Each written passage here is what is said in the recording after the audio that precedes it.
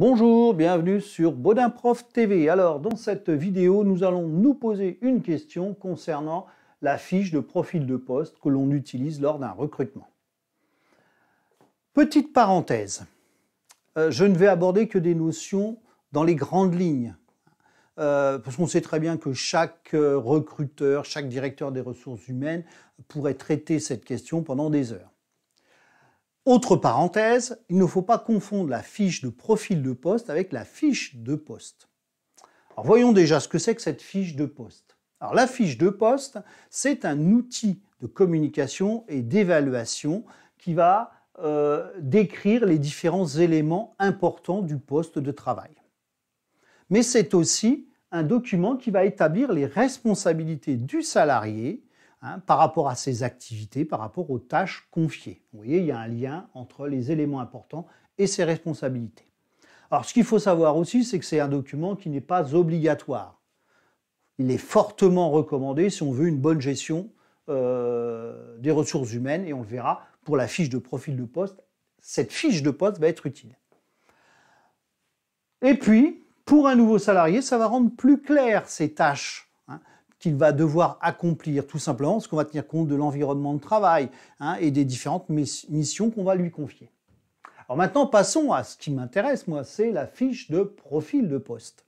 Alors cette fiche de profil de poste, elle va permettre de lister les compétences liées au poste à pourvoir. C'est-à-dire qu'on va lister le candidat idéal.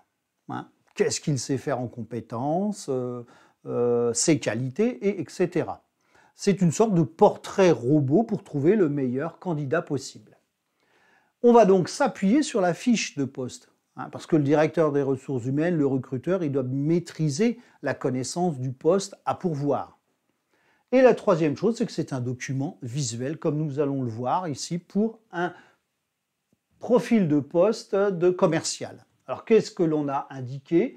On a indiqué ses compétences, c'est-à-dire sa formation professionnelle, son niveau de diplôme, niveau faible bac pro, niveau satisfaisant BTS ou excellent plus que le BTS, son expérience, donc on voit faible 1 à 2 ans, 2-3 ans.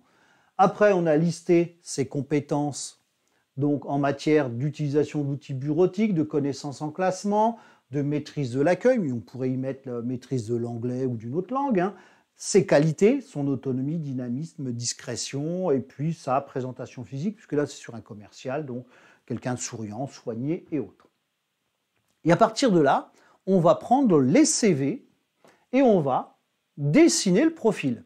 Donc le CV de cette personne, il a indiqué qu'il avait un BTS, qu'il maîtrisait parfaitement l'outil bureautique, donc vous voyez, on a coché, on a relié, ça nous dresse un profil.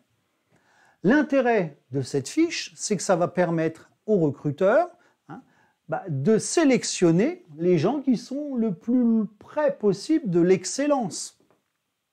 Donc c'est un premier tri tout compte fait sur les CV.